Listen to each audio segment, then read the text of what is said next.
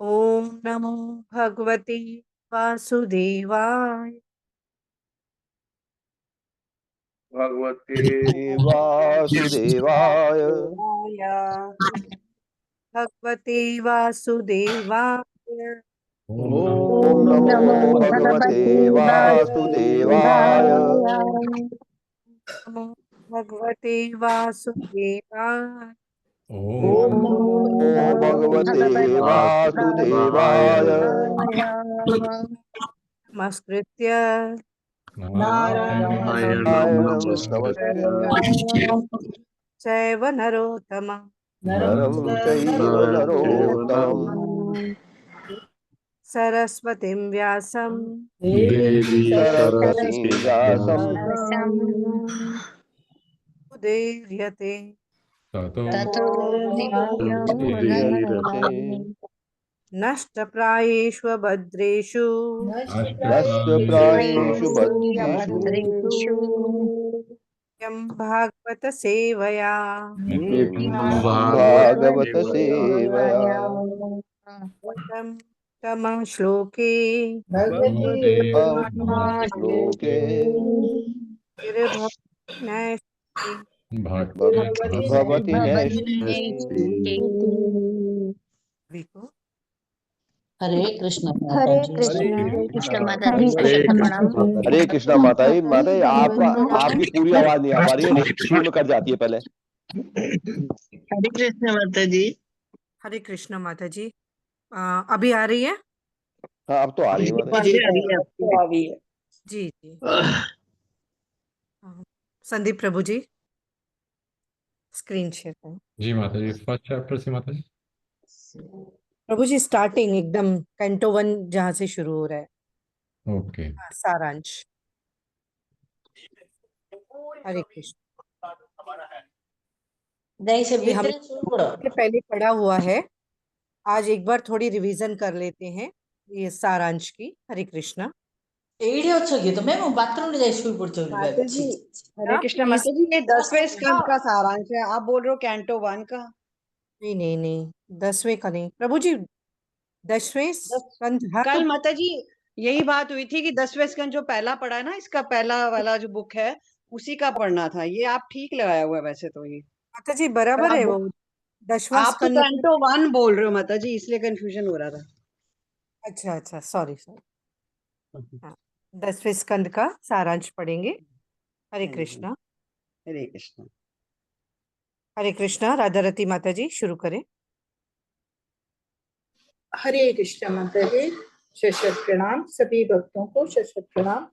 शील प्रपात की जय। शील प्रपात द्वारा तात्पर्य 10वें स्कंद का सारांश। इस 10वें स्कंद के प्रत्येक अध्याय का संक्षिप्त विवरण इस प्रकार से है। प्रथम अध्याय में 69 श्लोक है। इसमें भगवान कृष्ण द्वारा अवतार लेने के बारे में जानने की महाराज परीक्षित की उत्सुकता तथा कंस द्वारा देवकी की 8वीं संतान के मारे जाने के भय से उसके 6 पुत्रों के वध का वर्णन हुआ। माता जी 1 सेकंड में दरवाजा बंद कर।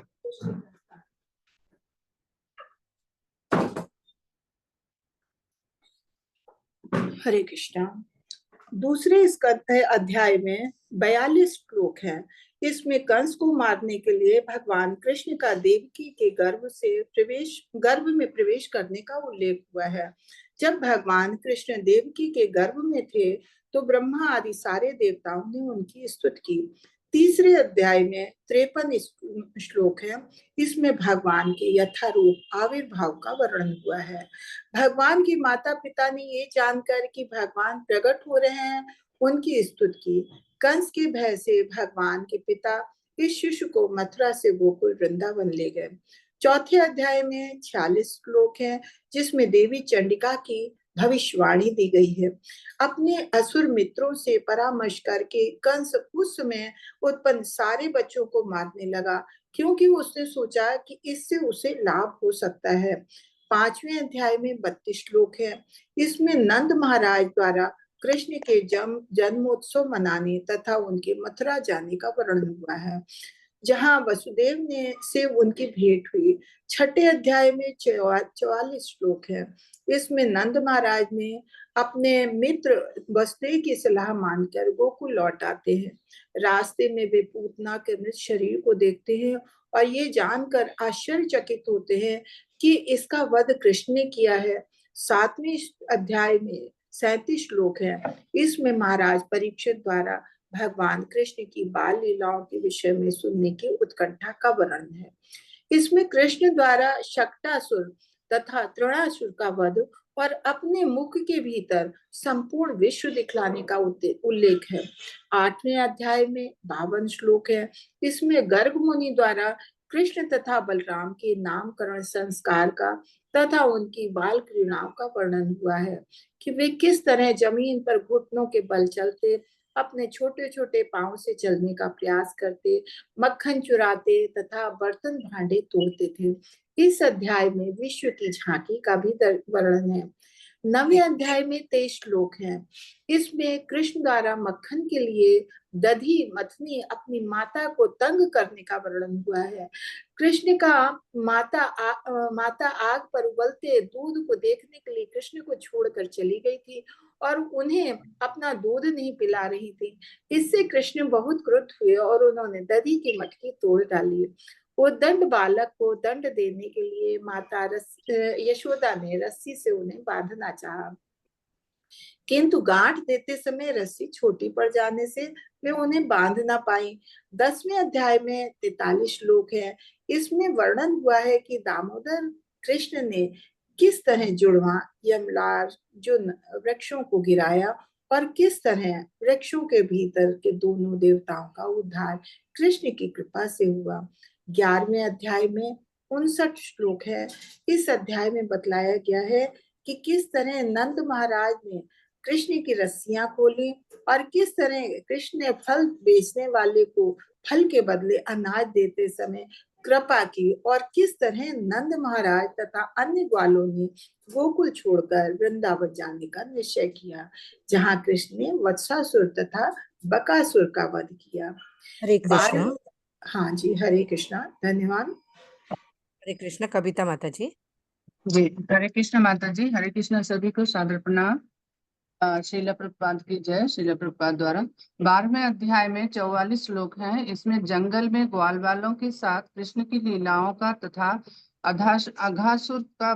अघासुर वध का वर्णन हुआ है। 13वें अध्याय में 64 श्लोक हैं, जिनमें बतलाया गया है कि ब्रह्मा ने किस तरह कृष्ण के बछड़ों को तथा उनके ग्वाल मित्रों को चुरा लिया। कृष्ण ने एक वर्ष तक अपनी लीलाओं का विस्तार किया और अपने को बछड़ों तथा बालकों के सही रूपों में प्रकट किए रखा। इस तरह ब्रह्मा चकरा गए और अंत में जब उन्होंने कृष्ण की शरण ग्रहण की तो यह मोह समाप्त हुआ।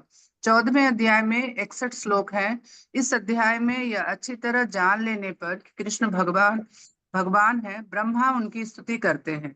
15वें अध्याय में 52 श्लोक हैं। इस अध्याय में बलराम के साथ कृष्ण का तालवन में प्रवेश, बलराम द्वारा धेनुकासुर का वध तथा कालिया के विष से ग्वालों तथा गौओं की कृष्ण द्वारा रक्षा किए जाने का वर्णन मिलता है।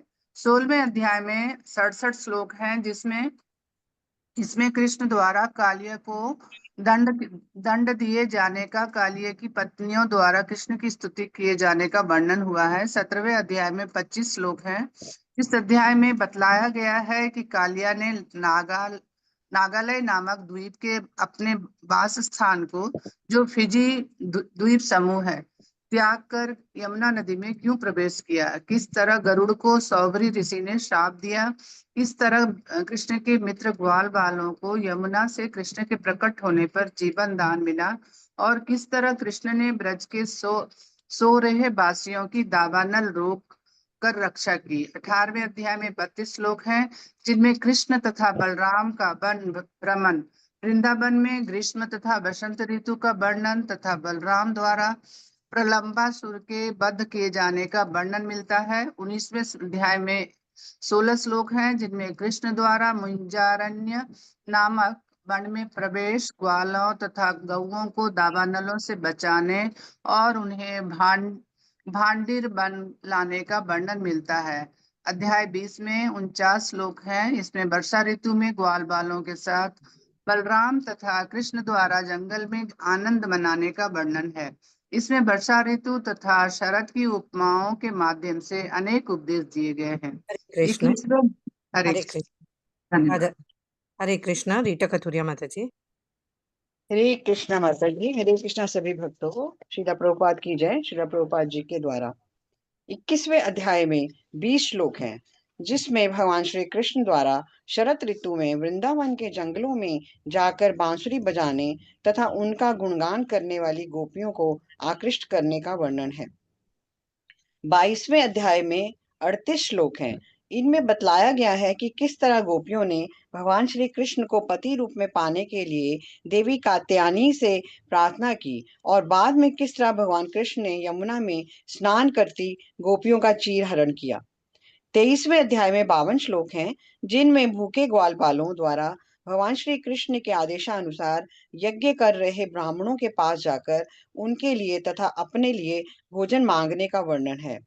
उन ब्राह्मणों ने ग्वाल बालों द्वारा मांगे जाने पर भी भगवान श्री कृष्ण तथा बलराम के लिए भोजन नहीं दिया, किंतु उनकी पत्नियां भोजन देने के लिए तैयार हो गईं और अतः भगवान श्री कृष्ण ने अपनी कृपा उनको प्रदान की। 24वें अध्याय में 38 श्लोक हैं। इसमें वर्णन हुआ है कि किस तरह भगवान कृष्ण ने इंद्र यज्ञ रोक कर उसके स्थान पर गोवर्धन पूजा करके राजा इंद्र के प्रतिष्ठापूर्ण पद के बावजूद उनका तिरस्कार किया। 25वें अध्याय में 33 श्लोक हैं। इसमें बतलाया गया है कि इंद्र यज्ञ बंद किए जाने से इंद्र अत्यंत कुपित हुआ और वृंदावन और व्रज के वासियों को मार डालने के लिए उसने सारे क्षेत्र को वर्षा जल से अपलावित कर दिया। किंतु भगवान श्री कृष्ण ने राजा इंद्र की चुनौती स्वीकार की और वृंदावन तथा समस्त गौओं की रक्षा करने के लिए गोवर्धन पर्वत को छाते की तरह उठा लिया।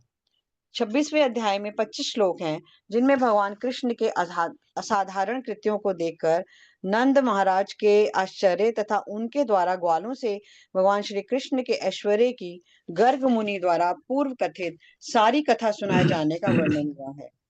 27वें अध्याय में 28 श्लोक हैं। इसमें भगवान कृष्ण की असीम शक्ति को देखकर राजा इंद्र द्वारा उनकी पूजा किए जाने का वर्णन हुआ है, जिनका राजा इंद्र ने सुरभि के दूध से प्रक्षालन किया और वे तब से गोविंद कहलाए। 28वें अध्याय में 17 श्लोक हैं। इसमें भगवान श्री कृष्ण द्वारा अपने पिता महाराज नंद को वरुण से छुड़ाकर लाए जाने तथा ग्वाल बालों को वैकुंठ लोक का दर्शन कराने का वर्णन हुआ है। हरे कृष्णा।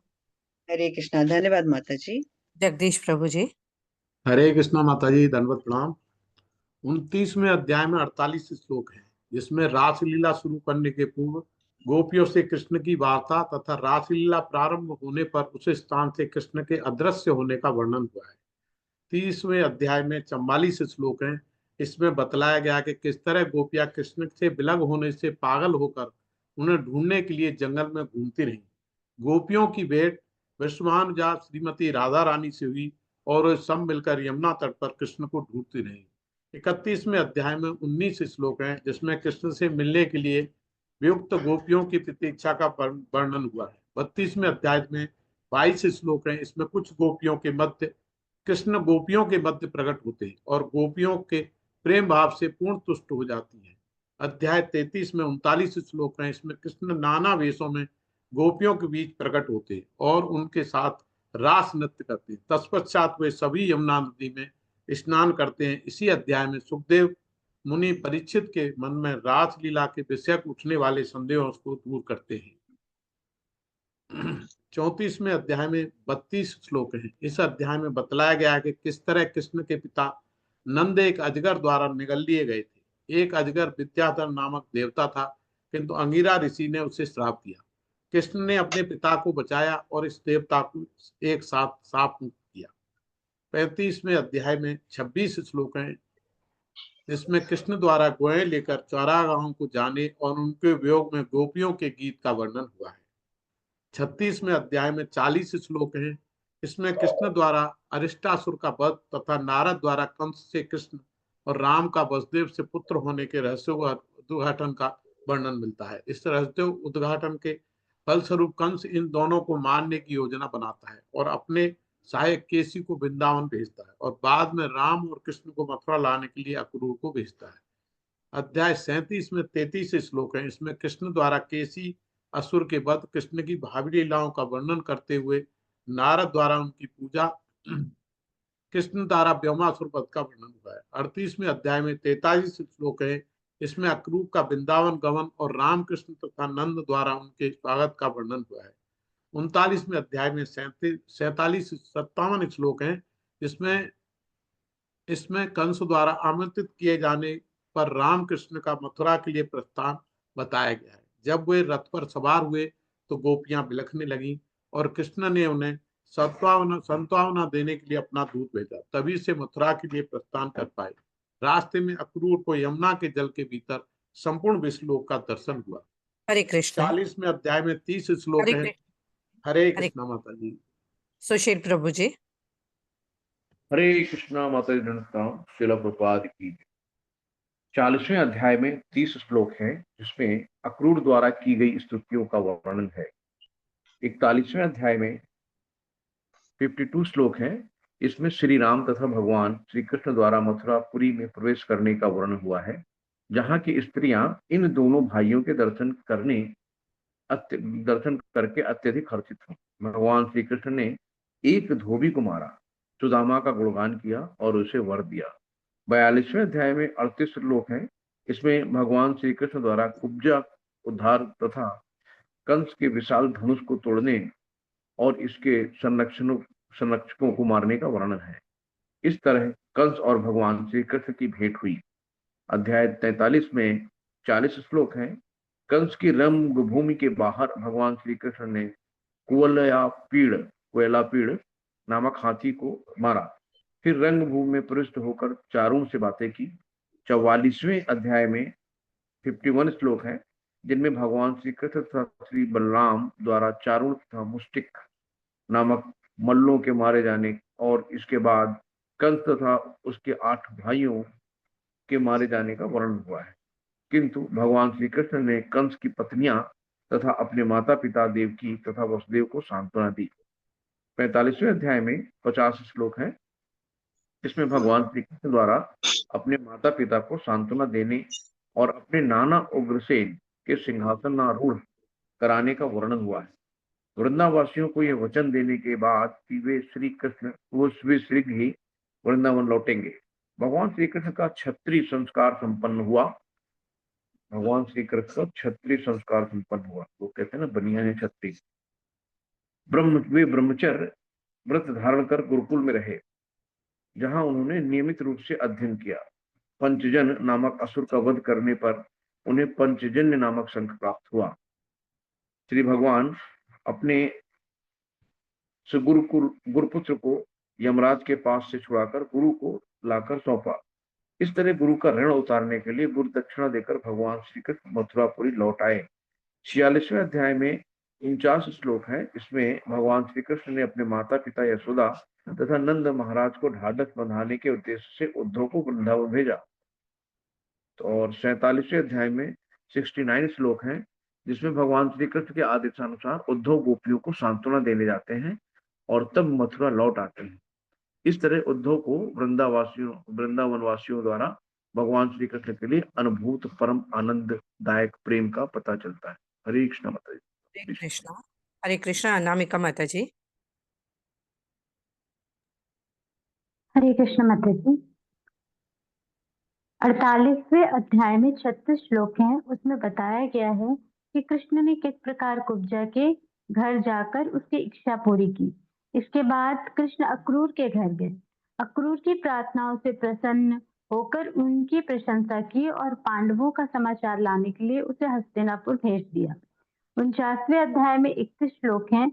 इसमें बताया गया कि अक्रूर कृष्ण का आदेश पाकर हस्तिनापुर गया, जहां उसने विदुर तथा कुंती से भेंट की और उनसे पांडवों के साथ धृतराष्ट्र द्वारा किए गए दुर्व्यवहार के बारे में सुना। कृष्ण के प्रति पांडवों की श्रद्धा से परिचित होने पर उसने धृतराष्ट्र को उचित सलाह दी और फिर धृतराष्ट्र के मन की बात जानकर मथुरा लौट आया। यहाँ उसने हस्तिनापुर की स्थिति का सारा समाचार कह सुनाया। 50वें अध्याय में 57 श्लोक हैं। इसमें जरासंध द्वारा मथुरा पर आक्रमण करने का उल्लेख है। जब जरासंध ने सुना कि उसका दामाद कंस मारा गया है, तो उसने राम तथा कृष्ण को मार डालने के लिए मथुरा पर आक्रमण कर दिया, किंतु उसे 17 बार मुंह की खानी पड़ी। जब 18वीं बार जरासंध मथुरा पर आक्रमण करने वाला था, तो नारद के कहने पर काल यवन ने भी मथुरा पर धावा बोल दिया। इस तरह यादव वंश जल के बीच बने किले में प्रविष्ट हुआ और योग शक्ति द्वारा वहां रहा। यादव वंश की सुरक्षा का प्रबंध करके तथा बलदेव से परामर्श करने के बाद भगवान कृष्ण द्वारका से बाहर आए। अध्याय 51 में 63 श्लोक है, जिसमें मुचुकुंद द्वारा मात्र दृष्टिपात करने से काल यवन के मारे जाने का उल्लेख मिलता है। अध्याय 52 में 44 श्लोक हैं। इस अध्याय में मुचुकुंद कृष्ण की स्तुति करता है और कृष्ण काल यवन के सारे सैनिकों को मारकर उनके द्वारा लूटी हुई सारी सामग्री लेकर द्वारका लौट आते हैं। जब जरासंध फिर से मथुरा पर आक्रमण करता है तो राम तथा कृष्ण भागकर पहाड़ की चोटी पर चढ़ जाते हैं, मानो डर गए हों। जिसके बाद जरासंध पर्वत में आग लगा देता है। जरासंध के देखे बिना कृष्ण तथा बलराम पर्वत की चोटी से नीचे कूदकर द्वारका पहुंचते हैं, जो चारों ओर से समुद्र से घिरा है। जरासंध समझता है कि वे दोनों मर गए हैं, अतः वह अपनी सेना लेकर अपने देश लौट जाता है और कृष्ण द्वारका में रहने लगते हैं। विदर्भ राज की कन्या रुक्मणी कृष्ण के प्रति अत्यधिक आकृष्ट थी। उसने एक ब्राह्मण के हाथ कृष्ण के पास एक पत्र भेजा। अध्याय 53 में हरे कृष्णा माता जी। हरे कृष्णा। रुकते हैं माता जी एक बार। हर्षा माता जी, मुझे ये फर्स्ट वॉल्यूम का आप ग्रुप में पीडीएफ शेयर कर दीजिए जरा, और मुझे को होस्ट बना दीजिए माता जी। माता जी बना दिया है पोस्ट। हाँ, और वो पीडीएफ वॉल्यूम 1 का पीडीएफ ग्रुप में डाल दीजिए। जी जी मैं शेयर करती हूँ स्क्रीन पे।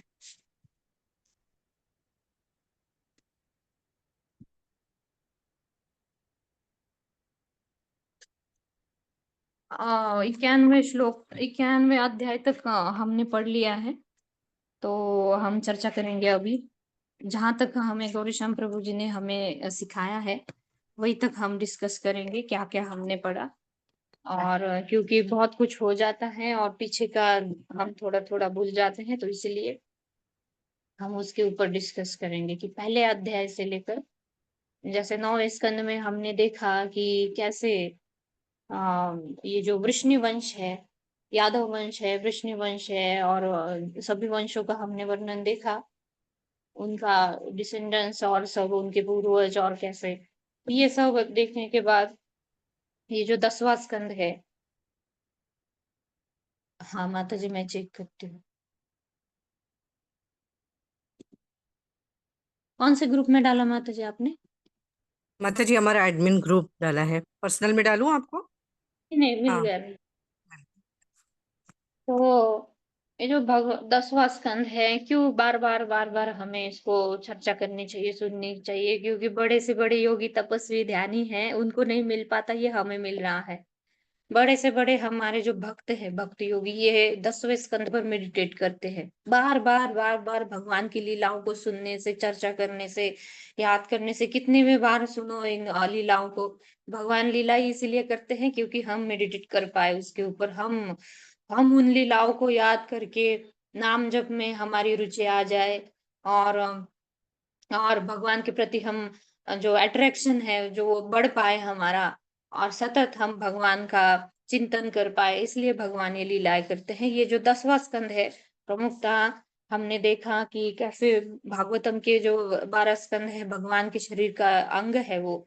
ये जो 10वां स्कंद है, ये तो मुख कमल है भगवान के शरीर का। तो ये अभी इतना तपस्या किए हैं सब लोग 9वें स्कंद तक, वर्ड टू वर्ड प्रभु जी ने इतने अच्छे से सिखाया। ये प्रभु जी की भी तपस्या थी, बीमार थे बीच में, बहुत कुछ हुआ, लेकिन फिर भी प्रभु जी, गौरीश्याम प्रभु जी बहुत बीमार पड़ गए थे, लेकिन फिर भी उन्होंने चलाया, और ऐसे करके 9वें स्कंद तक हमें लेकर आए। कल भी बोल रहे थे कि पूरा भागवतम पूरी करनी है और चेतन चरितामृत भी पूरी करवानी है उनको।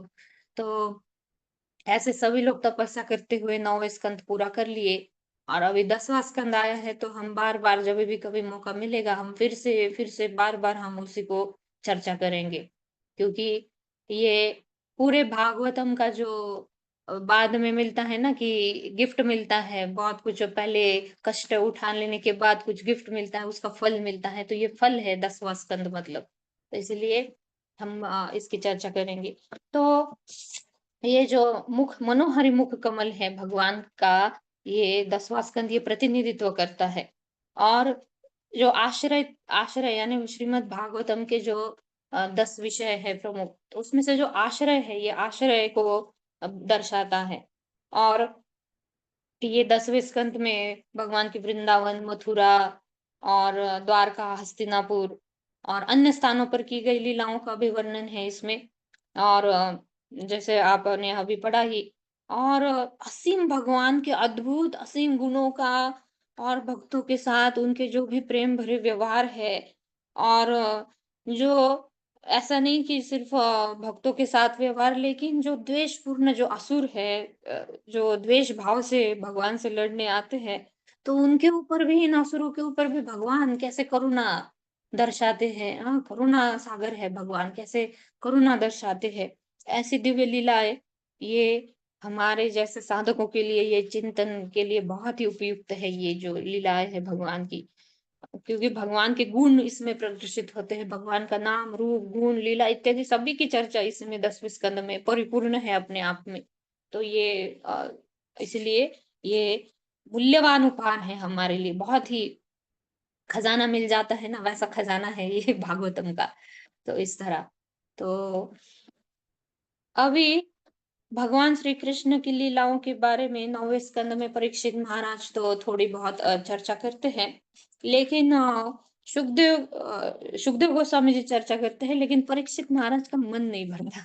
परीक्षित महाराज क्या करते हैं, बोलते हैं विस्तृतता से, विस्तार पूर्वक बताइए भगवान की ये जो अमृत भरी लीला है, अमृत है ये।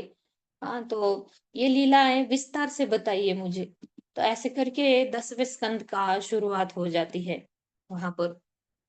और फिर सुखदेव गोस्वामी जी बोलते हैं कि एक समय आसुरी शक्तियां जब बढ़ गई थी, तब उसके बोझ के तले माता भूमि जो है एक गाय का रूप लेकर ब्रह्मा जी के पास गई, और ब्रह्मा जी उन्हें और जो देवता लोग हैं, तो वो देवताओं को लेकर क्षीर सागर के तट पर चले जाते हैं, और भगवान विष्णु को प्रसन्न करने के लिए वहां पर पुरुष सूक्त गाते हैं। पुरुष सूक्त आपको बहुत जनों को पता होगा। तो पुरुष सूक्त का उच्चारण करते हैं, और वहां पर क्षीर सागर में भगवान तो साक्षात दर्शन नहीं देते, लेकिन ब्रह्मा जी के हृदय में प्रकट होते हैं। कैसे, ब्रह्मा जी के हृदय में वो संकेत दे देते हैं और बोलते हैं कि शीघ्र ही मैं क्या करूंगा, इस धरती पर अवतरित होऊंगा। और उन्होंने सभी देवताओं को भी आदेश दे दिया कि यदु और वृष्णि वंश में अभी सभी को जन्म लेना है, क्योंकि भगवान आते हैं तो अकेले नहीं आते कभी भी। भगवान सभी अपने पार्षदों के साथ, देवी देवता सभी संगियों के साथ, सभी लोग सेवा देते हैं उसमें। तो उनको आदेश देते हैं कि अभी आपको वृंदावन में जन्म लेना है, वृष्णि कुल में, यदुवंश में, ऐसे करके आपको जन्म लेना है। और फिर जब शक्ति जब प्रेम पर हावी हो जाती है, हाँ, कि जब प्रेम तो है लेकिन वहां पर शक्ति का प्रभाव ज्यादा हो जाता है, तब क्या होता है कि जो भोज नरेश उग्रसेन का पुत्र है कंस, अपनी बहन का विवाह बहुत अच्छे से कर देता है, और बहुत बहनोई को भी वो प्रेम पूर्वक रथ पर ले जा रहा है। हाँ, कि बहन और बहनोई को प्रेम पूर्वक ले जा रहा है, विवाह समाप्त हुआ और अभी विदाई है तो लेकर जा रहा है, लेकिन एक आकाशवाणी होती है तभी, और कंस को सचेत करती है क्या, कि अरे मूर्ख, स्त्री का 8वां पुत्र है, वो तेरा वध कर देगा। और फिर पापी कंस ने क्या किया, देवकी का सिर काटने के लिए अपनी तलवार निकाली, और वसुदेव ने कंस को रोका, फिर बाल पकड़े देवकी के और सिर काटने के लिए उसने तलवार निकाली। और तभी वसुदेव जी ने क्या किया, ये हमने सभी ने पढ़ा है विस्तार से, कि फिर शास्त्रोक्त तर्कों द्वारा वो उसे शांत करने का प्रयास किया कंस को। लेकिन कंस के मन में जो देवकी का वध के लिए जो दृढ़ता थी, तो वो देखकर वसुदेव ने क्या किया, देवकी के संतानों को जन्म लेते ही कंस को सौंपने का वचन दिया। तो यहाँ पर एक चतुराई जो होती है वो देखी जाती है, कि कैसे आकाशवाणी तो हुई, तो आकाशवाणी के ऊपर विश्वास रखते हुए वसुदेव जी को भी पता था कि 8वां पुत्र भगवान साक्षात अवतरित लेने वाले हैं, तो अभी वो अवतरण के लिए वो सहायता करनी है। तो अभी अगर देवकी अगर मारी जाएगी तो वो 8वां पुत्र का जन्म कैसे होगा। तो वहां पर फिर वसुदेव जी सोचते हैं कि ठीक है, अभी इसको ये न कहीं न प्रकार है न इसको रोकना पड़ेगा देवकी को मारने के लिए। तो वो वसुदेव जी वहां पर कंस को वचन देते हैं कि मैं 7 पुत्र जो है, मैं 8 के 8 पुत्र जो है वो मैं जन्म लेते ही तुम्हें सौंप दूंगा, मैं वचन देता हूँ। वसुदेव तो अपने सत्य वचन के लिए प्रसिद्ध थे, तो कंस ने उन पर विश्वास करके क्या किया, देवकी को छोड़ दिया तब। और कुछ समय बाद देवकी ने फिर एक पुत्र को जन्म दिया, और वसुदेव उसको कंस के पास ले आए। इन वसुदेव का जो ये वचन परायणता है, ये देखकर कंस ने क्या किया, वो बालक को लौटा दिया। और फिर बाद में नारद मुनि कंस के पास आते हैं। वो भी हमने विस्तार से देखा कि कैसे वो बहुत ही प्रेम कर रहा है वो पहले बच्चे को, क्योंकि उसको लगता है कि 8वां पुत्र मारेगा ना मुझे, पहले बच्चे का थोड़ी ना मारने वाला है, तो इसको क्यों मारूं। तो ऐसे करके फिर नारद मुनि को लगता है ये ऐसे ही चलता रहेगा, हाँ, कि कंस नहीं मार रहा है बच्चों को, या फिर ऐसा चलते रहेगा तो फिर भगवान को तो आने में देरी हो जाएगी। अभी नारद मुनि को पड़ी है जल्दी कि जल्दी से जल्दी भगवान का अवतरण हो जाए।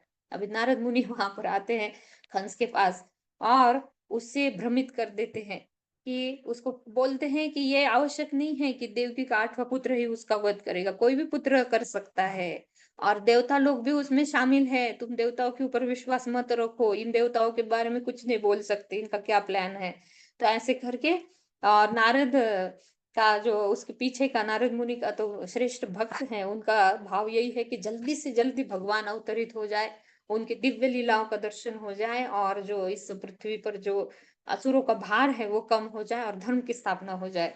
तो इस तरह कि कंस भय से भरकर उठा और उसने क्या किया, देवकी और वसुदेव को कारागार में बंद कर दिया। और फिर उसने आ, उसने फिर बहुत ही निर्दयता पूर्वक उसने क्या किया, एक के बाद एक ऐसे करके 6 पुत्रों का वध किया। और वह यदुओं का शत्रु बन गया कंस जो है।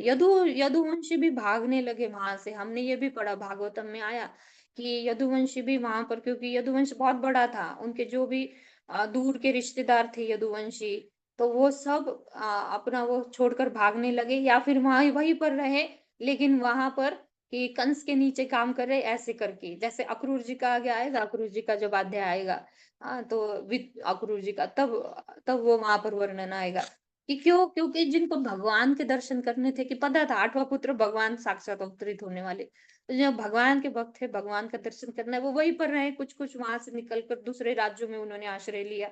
तो ऐसे करके और फिर अपने पद को सुरक्षित करने के लिए ये कंस ने क्या किया, अपने पिता उग्रसेन को भी बंदी बना लिया। कि जब ऐसा लोभी, असुरक्षित और निर्दयी शासक जो होता है, वो अपने स्वार्थ को सिद्ध करने के लिए क्या करता है, अपने माता पिता भाइयों मित्रों का भी वध कर सकता है। और दूसरी ओर जो निस्वार्थी और करुणामय भक्त होते हैं, वो अन्यों के हित का हर संभव प्रयास करते हैं। तो इस तरह आसुरी भाव और देवी भाव, इसमें अंतर पता चलता है।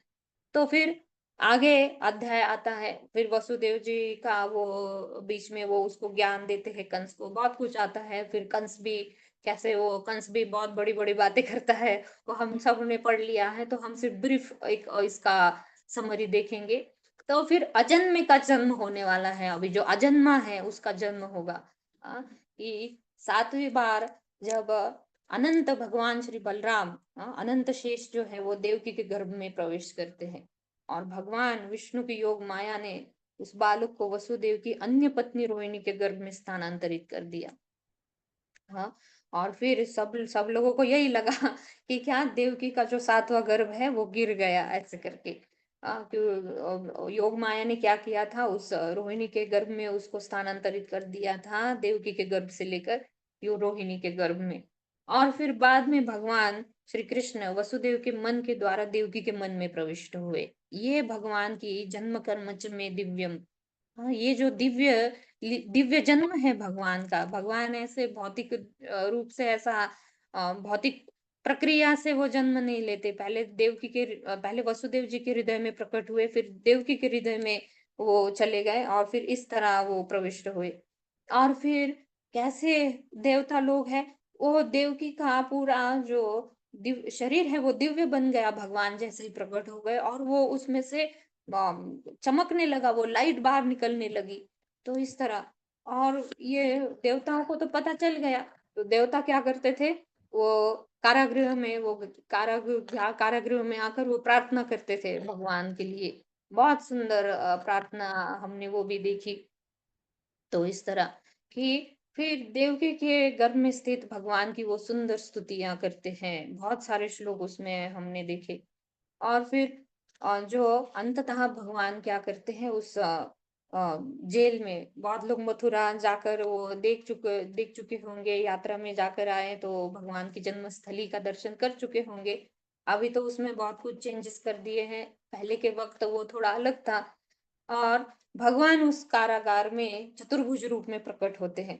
अब देवकी और वसुदेव ने एक भक्त के भाव में, उनके भक्त के भाव के हृदय से उनकी स्तुति करते हैं, देवकी और वसुदेव दोनों। वो भी हमने श्लोक देखे विस्तार से कि और फिर स्तुति करते हैं और माता पिता के रूप में उनकी सुरक्षा की चिंता व्यक्त करते हैं कि एक माता पिता के उन्होंने मांगा ही था, पुत्र रूप में मांगा था। कृष्ण और सुतापा जो पूर्व जन्म में वो थे, उन्होंने तपस्या की थी, तो उन्होंने यही मांगा था कि आप हमारे पुत्र रूप में जन्म ले। अभी चतुर्भुज रूप में आए हैं तो वो उनको स्तुति करते हैं, फिर उनको बोलते हैं कि अभी द्विभुज रूप में प्रकट हो जाइए, और उनकी सुरक्षा के लिए वो चिंता व्यक्त करते हैं। और ये प्रेम को देखते हुए भगवान क्या करते हैं, एक छोटे बालक का रूप धारण करते हैं। ये फिर वो बीच में एक कथा भी हमने देखी कि कंस क्यों इन 6 पुत्रों का वध करता है, क्योंकि एक बार जो असुर कालनेमी है, कालनेमी का भी हमने देखा कि 6 पुत्रों को अपने पिता के हाथों मारने का शाप मिला था, वो कालनेमी का। और फिर वही कालनेमी कंस बनकर आया और फिर उसने देवकी के गर्भ से उत्पन्न 6 पुत्रों का वध किया, क्योंकि वो पुराने जन्म में वो कालनेमी था कंस, और उसके 6 पुत्रों का मारने का उसको शाप मिला था, इसलिए कंस अभी देवकी के पुत्रों का वध कर देता है। वही उसके पुत्र देवकी के गर्भ से आते हैं। और फिर जब ये चिंता व्यक्त करते हैं, एक छोटे बालक का रूप धारण करते हैं भगवान, तो फिर वसुदेव उन्हें गोकुल ले जाने के लिए कहते हैं। वसुदेव उन्हें गोकुल ले जाने के लिए उनको कहा गया, भगवान ने कहा। तो बहुत सुंदर वहां पर वर्णन आता है कि कैसे बारिश हो रही है, भगवान का अभी भगवान का जन्म हुआ है, तो कैसे वहां पर सभी नक्षत्र सुयोजित हो गए, नक्षत्र कैसे बादल भी गरजने लगे। ये युगल गीत में आता है कि सभी सेवा देते हैं भगवान की। और आगे हम देखेंगे, उसको आगे पढ़ेंगे तो कैसे सभी एक एक प्रकृति जो है वो सब भगवान की सेवा में लगते हैं। ऐसे पेड़ पौधे हैं, वो जैसे कृष्ण बलराम वृंदावन के वनों में प्रवेश करते हैं, वो फूल खिलने लगते हैं, ऐसे एकदम सचेत हो जाते हैं, अपने डालियां जो है वो नीचे झुका देते हैं और भगवान के लिए वो फूल फल जो है वो अर्पित करते हैं। और भगवान वेणु बजा रहे हैं तो मंद मंद मनु गर्जति मेघ, मेघ भी क्या करे, वहां पर अभी मृदंग कम है तो अभी मेघ भी धीरे धीरे से गरज रहे हैं। क्यों? क्योंकि वो वेणु का जो सुर है उसमें वो ज्यादा सुनाई देना चाहिए, इसीलिए वो बादल है वो भी धीरे धीरे गरजते हैं। और ये भी आएगा कि कैसे बादल भगवान चल रहे वृंदावन के वनों में, तो कैसे छाता बनकर वो बादल उनके साथ साथ ऊपर चल रहे कि भगवान को धूप ना लगे। सभी के सभी जो कोयल है कू कू कू कर रही है, पक्षी है, मोर जो है अपना पंख फैलाकर नाच रहे हैं, ये सभी की सभी सेवा देते हैं। तो यमुना जी हैं, वो भी बाढ़ आ गई यमुना जी में कि स्पर्धा लग जाती है कौन पहले स्पर्श करेगा भगवान के चरण कमलों का। तो ऐसे करके और फिर ऐसे वसुदेव जी जब वो बारिश चल रही है, बाढ़ आई हुई है और भगवान को लेकर जा रहे हैं, तो फिर अनंत शेष आते हैं और उनके ऊपर, वसुदेव जी के ऊपर भगवान की और वसुदेव जी की रक्षा करने के लिए उनको वो छाते की तरह वो चलते हैं उनके साथ साथ। और इस तरह गोकुल में अभी प्रस्थान हो रहा है भगवान का। और कंस को दिए गए वचन की जो अपेक्षा वसुदेव अभी तैयार हो गए। तो भगवान की आज्ञा का पालन जो है वो समस्त सांसारिक नैतिकता से परे एवं श्रेष्ठ है। कैसे? कि भगवान की इच्छा के भगवान की इच्छा से ही क्या हो गया, ये सब लीला कैसे हुई, भगवान की इच्छा से कारागार के द्वारपाल जो है वो सो गए और रहस्यमय रूप से जो कारागार के द्वार है वो खुल गए।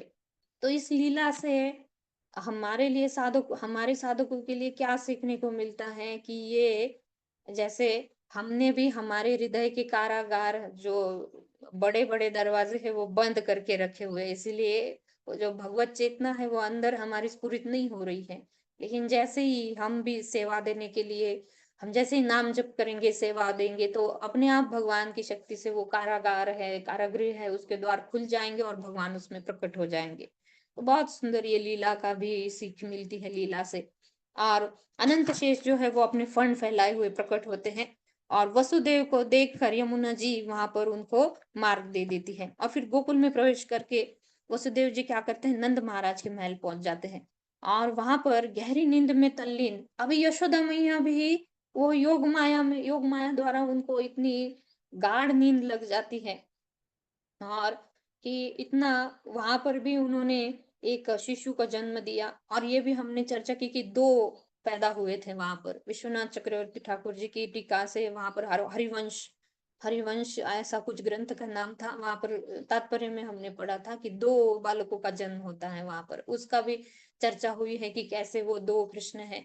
तो फिर वहां पर यशोदा मैया कि बालकों को जन्म देने के बाद इतनी थक चुकी है, वहां पर सब सो जाते हैं, यशोदा मैया उनकी दासियां सब योग माया द्वारा सो जाते हैं।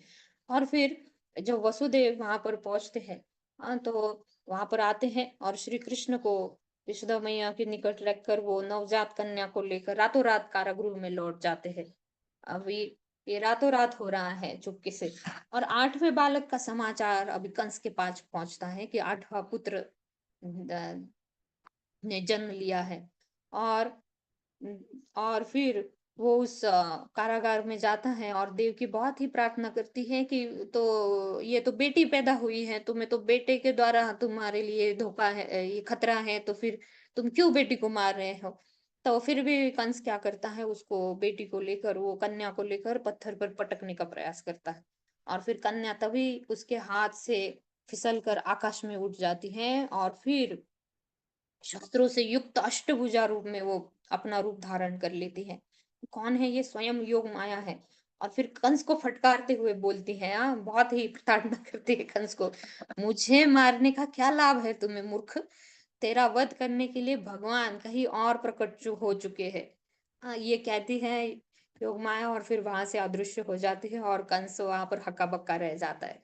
और फिर वसुदेव और देवकी को मुक्त कर वो क्या करता है, उनके पैरों पर गिर कर क्षमा मांगता है। अभी फिर से उसका मूड स्विंग हो गया उसका मूड स्विंग हो जाता है और फिर से कभी अच्छा बनता है, कभी वो संघ जो है उसका, उसके मंत्री लोग जो है असुरी भाव वाले, तो उसको फिर से भटका देते हैं और फिर से वो गलत काम में लग जाता है। और जो देवकी और वसुदेव जो है वो अपने जीवन की इन घटनाओं में वो भगवान का हाथ देखते हैं। और फिर कि ये भगवान का, जैसे पहले भी आकाशवाणी हुई थी और ये तो पहले से ही भक्त है, भगवान ने तो साक्षात दर्शन भी दिए, भगवान ने सब बता भी दिया कि मुझे गोकुल छोड़कर आओ, तो इस तरह ये भगवान के भक्त हैं। और ये सब इसमें सब ये जो भी घटनाएं घट रही है इसमें भगवान का हाथ देखते हुए कंस को वहां पर माफ कर देते हैं। तो उसी प्रकार इससे क्या सीख मिलती है कि जिस प्रकार आसुरी लोगों के लिए स्वार्थ एवं द्वेष सहज है, उनके लिए सहज है ये चीजें, द्वेष करना और स्वार्थ भाव धारण करना। लेकिन भक्त ऐसे नहीं है। भक्त का आचरण कैसा है, जैसे देवकी और वसुदेव इतने 7 पुत्रों का वध कर दिया, 8वां पुत्र उनको अपने से अलग करके गोकुल छोड़ना पड़ा। जितनी इतनी तपस्या की थी वो पुत्र प्राप्ति के लिए। और ये सब होने के बावजूद एक भक्त का जो आचरण है वो कैसा होना चाहिए, तो भक्तों के लिए सहनशीलता एवं क्षमा सहज है। जैसे इनके लिए सहज है द्वेष भाव और आसुरी प्रवृत्ति, इसी तरह भक्त का आचरण भक्त के लिए ये सहज है, क्या क्षमा कर देना और सहनशीलता, तृणादपि सुनिचेन तरोरपि सहिष्णुना, ये भक्त का आचरण होना चाहिए। ये लीलाओं से ये सीख हमें सीखनी चाहिए। और फिर ये तो कंस को माफ करते हैं दोनों, और फिर कंस पैरों में पड़ जाता है, ये दोनों उसको माफ कर देते हैं। और फिर बाद में फिर से कांड हो जाता है, क्या कि फिर से कंस के मंत्री है उसका चित्त दूषित कर देते हैं और उसको पिछले 10 दिनों में जन्म लेने वाले सभी शिशुओं का वध करने की सलाह देते हैं कि। और फिर कंस की झूठी प्रशंसा करके वो क्या करते हैं, ब्राह्मणों और गायों का वध और विष्णु के लिए जो भी यज्ञ हो रहे हैं उन यज्ञों को रोकने का प्रस्ताव करते हैं, क्योंकि यज्ञ नहीं होंगे तो देवताओं को शक्ति नहीं मिलेगी, देवता लोग जो है उनका बल कम हो जाएगा। और ब्राह्मणों को ब्राह्मण जो है, भगवान को तो गाय और ब्राह्मण बहुत पसंद है, हाँ, तो उनकी रक्षा के लिए भगवान प्रकट होते हैं, ये भी एक कारण है। तो ये ऐसी दुष्ट योजना कंस के सामने रखते हैं और मूर्ख कंस है उसको स्वीकार करके वो क्या करता है, साधु को दंडित करने का आदेश दे देता है ऐसे करके। और ये ये कथा से ये सीख मिलती है कि हमारा जो संग होता है, हम किसका संग करते हैं। इसलिए भक्तों को बहुत ही उपदेशामृत में हो, भक्ति रसामृत सिंधु में हो, भागवतम में हो, बहुत बार ये आता रहता है कि हमें भगवत संगीत संगस्य, भगवान के भक्तों का संग हमें करना है। जो असत संग हमें नहीं करना है। उपदेशामृत में तो 2 बार रूप गोस्वामी जी बताते हैं कि असत संग नहीं करना है, क्योंकि संग जैसा करेंगे वैसा रंग दिखेगा। जैसा विचार करेंगे वैसा मन बनेगा, जैसा खाना खाएंगे वैसा मन बनेगा, जैसा विचार करेंगे वैसा भाव बनेंगे। तो इस तरह कि ये जो हमारा जो संग है वो प्रमुख रूप से क्या करता है, हमारे कार्यों और प्रवृत्तियों को निर्धारित करता है। तो कंस का संग कैसा था, ये मूर्ख मंत्री थे और उसके कारण वो भी मूर्खतापूर्ण वो उसकी योजनाएं बन गई। तो इस तरह। और फिर अभी उत्सव का वक्त है। अभी भगवान गोकुल चले गए और गोकुल में नंद महाराज ने बहुत ही आनंद पूर्वक और ये उल्लास पूर्वक क्या किया, उन्होंने जन्मोत्सव मनाया। अभी नंद महाराज ने इसको नंदोत्सव कहा जाता है। और फिर 20 लाख सुसज्जित गायें हैं और अनाज के 7 पर्वत उन्होंने ब्राह्मणों को दान स्वरूप दे दिए। पूरा जो वृंदावन है, जो व्रज है, सजाया गया मालाओं, ध्वजाओं, बंदरवारों और आम की पत्तियों से वो सजाया गया। नंद के आनंद भयो जय कन्हैया लाल की, हाथी घोड़ा पाल की जय कन्हैया लाल की। सब धूमधाम चल रही थी। वहां पर वर्णन भी आता है कि विश्वनाथ चक्रवर्ती ठाकुर जी लिखते कि 1 साल तक चल रहा था, ये सब भूल ही नहीं पा रहे थे कि इतना उत्सव चल रहा था कि 1 साल तक वो आनंद ही मना रहे थे। तो इस तरह। और फिर गोपियों ने जो वस्त्र आभूषण धारण किए, भव्य वस्त्र और आभूषण धारण किए। और उस समय रोहिणी भी नंद महाराज के घर पर थी और वो भी सज धज कर हाथियों के सत्कार के लिए और उत्सव के कार्यों में भाग लेने लगी। तो इस तरह। और फिर नंदोत्सव के बाद नंद महाराज एक दिन क्या किए कि कंस को ये कर चुकाने के लिए वो मथुरा चले जाते हैं। और नंद महाराज मथुरा में आ रहे हैं ये सुनकर ये समाचार वसुदेव जी के पास जाता है और वो उनसे मिलने आते हैं। और फिर उनके पुत्र की कुशल क्षेम पूछते हैं। ऐसा नहीं बोलते कि मेरा पुत्र, मतलब नंद महाराज के पुत्र के कुशल क्षेम के बारे में पूछते हैं। और फिर जो कंस की जो दुष्ट योजनाएं हैं उससे परिचित वसुदेव जी क्या करते हैं, नंद महाराज को एक सजेशन देते हैं कि तुरंत आप क्या करो, तुरंत लौट जाओ।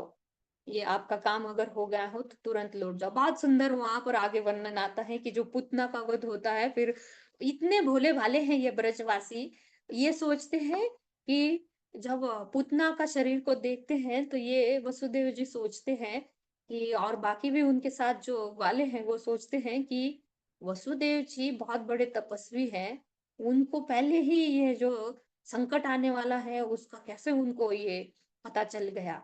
तो शायद ही उनके पास ये कुछ सिद्धियां हैं और बहुत बड़ी तपस्वी है, ऐसा मतलब इतने भोले भाले है ये ब्रजवासी। तो ऐसे करके और फिर नंद महाराज अपने ग्वालों के साथ अभी लौट जाते हैं वृंदावन में। तो वो गोकुल में लौट जाते हैं और वहां पर अभी अलग ही लीला वहां पर चल रही है। क्या, जो राक्षसी जो है वो माँ बन गई। एक राक्षसी ने माँ का वेश धारण कर लिया। नंद महाराज की अनुपस्थिति में कंस के आदेश पर पूतना का क्या करती है, एक राक्षसी वो गोकुल पहुंचती है।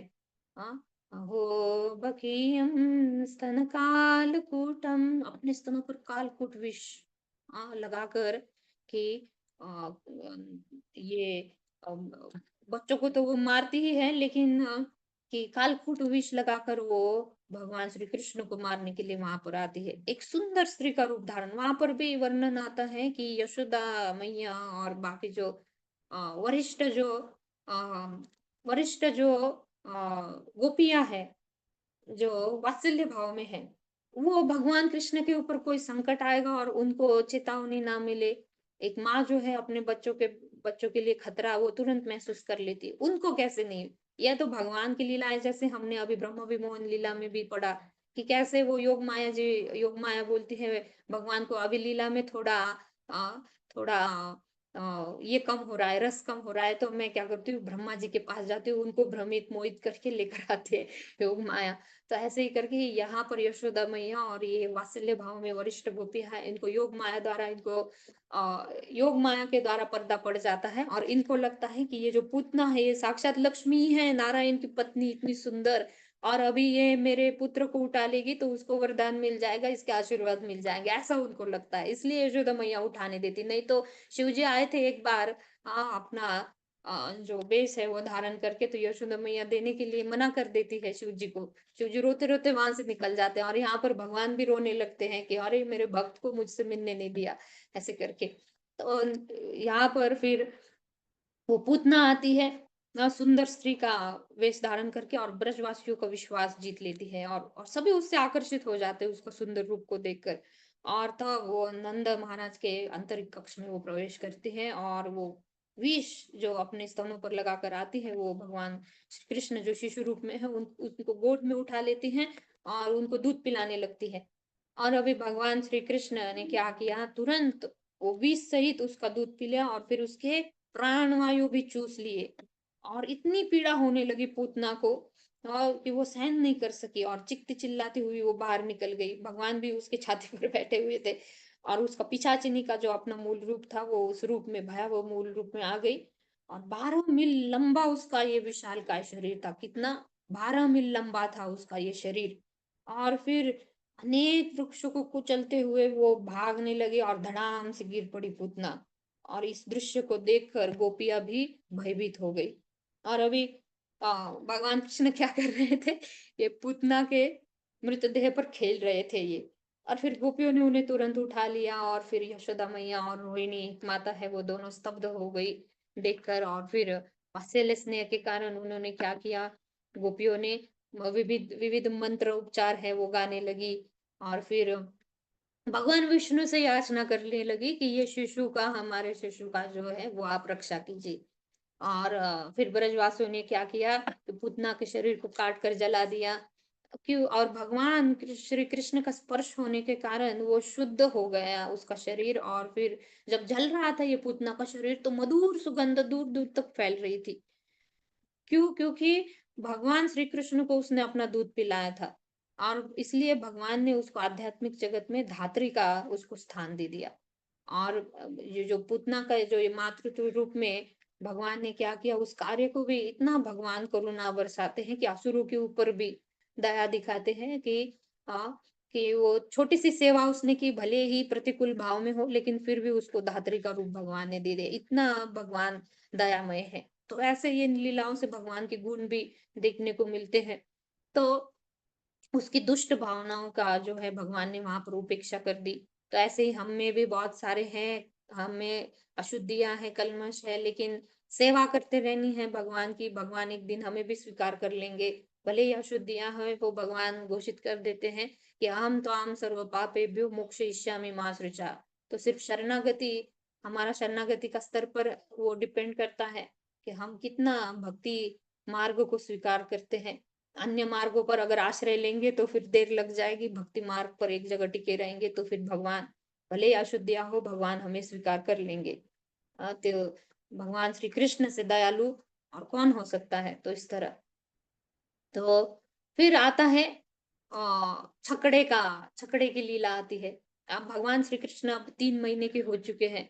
एक दिन क्या होता है कि उन्होंने एक दिन करवट बदलने का प्रयास किया, और फिर इस जैसे एक छोटा बच्चा करवट बदलने लगता है या फिर हंसता है, माता पिता कितने खुश हो जाते हैं। तो भगवान कृष्ण करवट बदलने लगे, 3 महीने के हुए, तो नंद बाबा और यशोदा मैया है इस लीला को देखते हुए वो बहुत खुश हो गए, और उन्होंने उत्थान संस्कार के लिए उन्होंने ब्राह्मणों को बुलाया। और यशोदा मैया ने इस कार्यक्रम के आयोजन के लिए भगवान श्री कृष्ण को स्नान करवाया। और फिर कि ये सब दान ये सब चल रहा था, मंत्रों का उच्चारण हो रहा था, और वहां पर एक छकड़े के नीचे यशोदा मैया क्या करती है, भगवान श्री कृष्ण को दूध पिलाती हैं। और जैसे आधे हमने ये भी पढ़ा कि जैसे बच्चा को नींद आने लगती है तो थोड़ी हल्की हल्की उसकी आंखें आधी आधी आधी होते होते सोने लगता है। माँ को लगता है हाँ ठीक है, अभी 1 आध मिनट में ये सो ही जाएगा। ऐसे यशोदा मैया को लगता है, और वहां से उठकर मैया चली जाती है दान करने के लिए। और इस तरह फिर अभी तो यहाँ पर शिशु कृष्ण है, उनको तो क्रोध आ गया कि मैया क्यों मुझे छोड़कर गई है। विश्वनाथ चक्रवर्ती ठाकुर इस रस का वहां पर वर्णन करते, ये रस जो है, रस का आदान प्रदान वात्सल्य भाव का, एक बार और एक बार भगवान क्रोधित हो जाते हैं। ये है उखल बंधन लीला में कि मैया उनको गोद से नीचे उतार कर दूध बंद करने के लिए जाती है, तो यहाँ पर भगवान कृष्ण को गुस्सा आ जाता है। तो यहाँ अभी 3 महीने के है, फिर भी वो गुस्सा हो जाते हैं कि कैसे छोड़ कर गई। और फिर वो नीचे वो छकड़े के नीचे लौटा देते हैं और लेटा देती हैं और अतिथियों के सत्कार में व्यस्त हो जाती है यशोदा मैया। और फिर थोड़ी देर में वो नींद पूरी लगी भी नहीं थी और कृष्ण जग गए और फिर सामान्य बच्चों के भांति हुए वो क्या करने, रोने लगे और पैर पटकने लगे, अपना वो पैर उठाकर पटकने लगे। जैसे ही वो पैर पटकने लगे, उनका एक पैर उस छकड़े को स्पर्श करता है और भीषण ध्वनि करते हुए वो छकड़ा जो है वो चकनाचूर हो जाता है। उसके ऊपर जो बहुत बड़े बड़े बर्तन रखे हुए थे वहां पर, और वो भी इतना वो हेवी होते हुए भी सिर्फ स्पर्श मात्र से वो इतना भगवान का बल जो है वो वहां पर बल प्रकट होता है। तो इस तरह और फिर तुरंत यशोदा मैया दौड़ती हैं और कृष्ण को उठा लेती हैं। और नंद महाराज जो है वो भगवान के संरक्षण के लिए, क्योंकि एक के बाद ये ऐसा संकट आ रहा है, तो ब्राह्मणों को बोलते हैं कि और मंत्रोच्चारण करो। तो ये जो छकड़ा था, वास्तव में ये क्या था, एक उत्कच नामक जो प्रभु था, राक्षस था ये। तो ये छकड़े में प्रविष्ट हो गया था। शकट, छकड़े को क्या बोला जाता है, शकट, इसलिए उसको शक्टासुर भी बोला जाता है। लेकिन उसका जो उत्कच नामक था, ये राक्षस था, उसमें वो प्रवेश कर जाता है और श्री कृष्ण के ऊपर गिरकर उन्हें मारना चाहता है। ये हमने विश्वनाथ चक्रवर्ती ठाकुर जी की व्याख्या से भी देखा कि भगवान तो त्रिविक्रम रूप में, वामन रूप में अपना पैर बहुत लंबा कर देते हैं और ब्रह्मांड को भी छेद देते हैं। यहाँ पर तो वैसा भी वर्णन नहीं कि भगवान ने पैर अपना लंबा किया। यहाँ पर वर्णन था कि भगवान ने पैर से स्पर्श किया, हाथ पैर मार रहे थे। तो क्यों ऐसा हुआ, क्योंकि वो जो कुछ राक्षस था, उसने अपना बल इतना उसमें डाल दिया कि वो छकड़ा जो है वो जमीन में धंसता चला गया और वो भगवान के चरणों तक वो चला गया। और भगवान का जैसा स्पर्श हुआ, वो तुरंत ऊपर उठकर हवा में वो चकनाचूर हो गया। तो इस तरह और फिर उस भगवान ने अपने स्पर्श से उस शक्टासुर का वध किया। छकड़े को शकट बोला जाता है और इसीलिए उसको शक्टासुर, शकट में जो प्रवेश किया तो असुर उत्कच, तो उसका वध वहां पर किया जाता है और वो शक्टासुर वध की लीला वहां पर होती है कि ऐसे करके भगवान ने व्रज में अति मानवीय कार्य किए, जो एक मानव के दृष्टिकोण से समझने के बाहर है। हम लोग नहीं समझ सकते भौतिक इंद्रियों से भगवान के ये कार्यकलाप। और इस प्रकार भगवान ने अनेक असुरों का वध किया। लेकिन ये सब व्रजवासी हैं, उन्होंने कैसे देखा, लेकिन भगवान को वो शिशु के रूप में ही देखा कि कैसे हम उनकी रक्षा करें, कैसे संरक्षण करें। पूतना का वध हुआ तो फिर भी मंत्रोच्चारण करने लगे, उनको दिव्य औषधि से स्नान कराने लगे गोपियां, नंद बाबा, ग्वाल बाल, और नारायण की आश्रय ले रहे हैं कि इनका संरक्षण करो, मेरे बालक का संरक्षण करो। ये अपने शिशु रूप में ही देख रहे हैं भगवान को। और अभी भगवान 1 वर्ष के थे और यशोदा मैया क्या करती है, अपने गोद में बिठाकर उनको दुलार रही है। और अचानक से आ, एक तो भगवान का समग्र ऐश्वर्य, यशस्य, श्री और इतना षड ऐश्वर्य पूर्ण भगवान ने एक तो उनको उठा लेना गोद में, ये तो बहुत बड़ा ये लीला है। ऊपर से अभी और एक लीला हुई कि उनको उठाने के बाद वो इतना बल उन्होंने अपना बढ़ा दिया भगवान ने कि यशोदा मैया उनको, इस छोटे से शिशु को उठाने में उनको तकलीफ होने लगी। वो रख देते हैं नीचे और फिर भारी हो गए तो वो रख देते हैं और फिर उन्हें वहां से थोड़ी देर के लिए चली जाती हैं। और फिर उसी समय कंस का एक असुर मित्र था, तृणावर्त। तृणावर्त क्या करता है, एक बवंडर का रूप लेकर वहां आता है और भगवान श्री कृष्ण को उठा लेता है।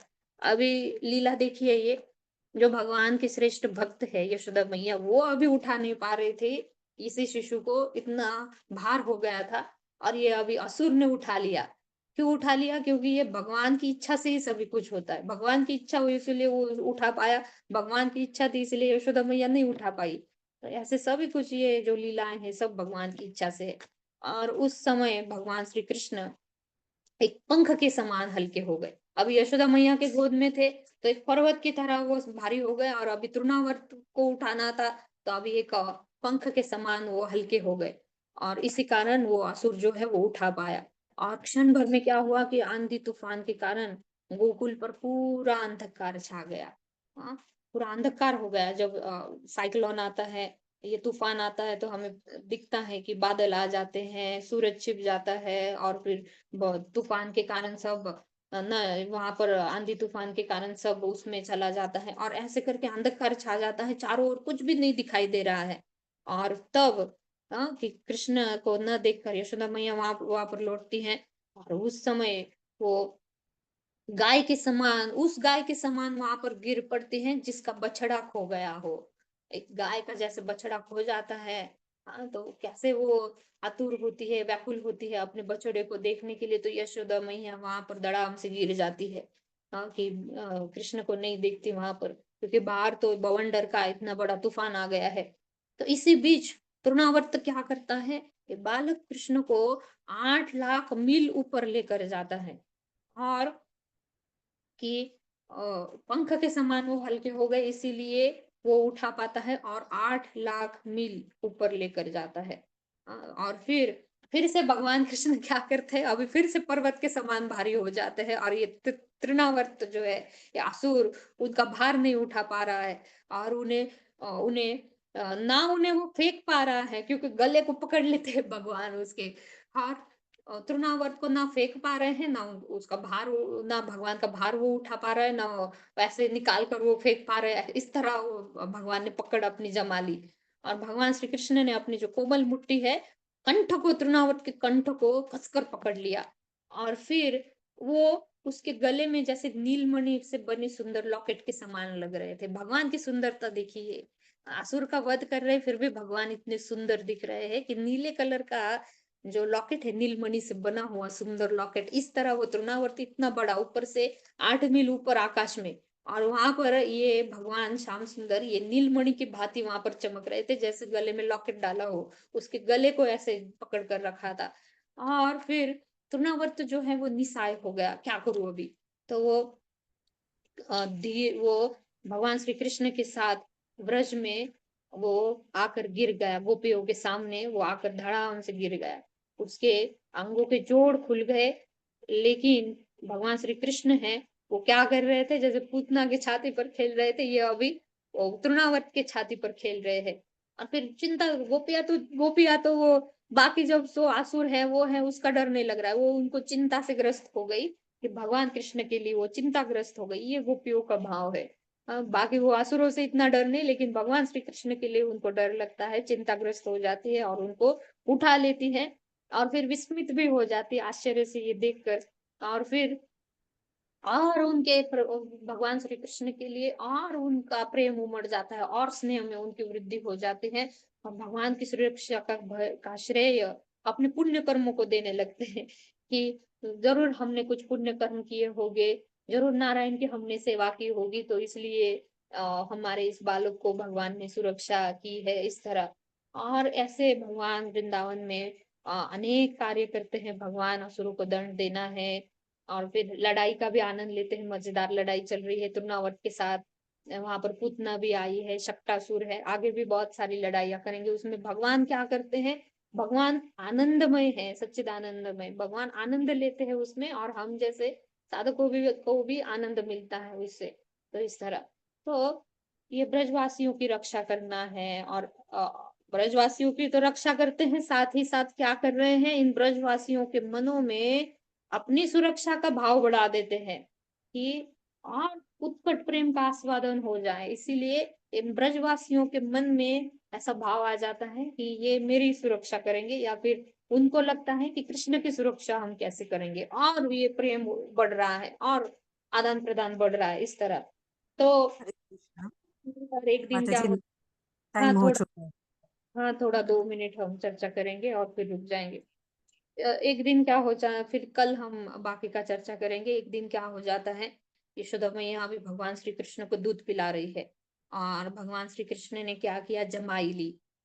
दूध पीने के बाद वो थोड़ी थोड़ी नींद आने लगी और जमाई ली और फिर उनके मुख में यशोदा मैया जो है पूरे ब्रह्मांड का दर्शन कर लेती है, आश्चर्यचकित हो जाती है और उनके हृदय की धड़कन बढ़ने लगती है और फिर वो आंखें बंद कर लेती है अपनी। और फिर भी वे यशोदा मैया है वो भगवत्ता से प्रभावित नहीं हुई भगवान के।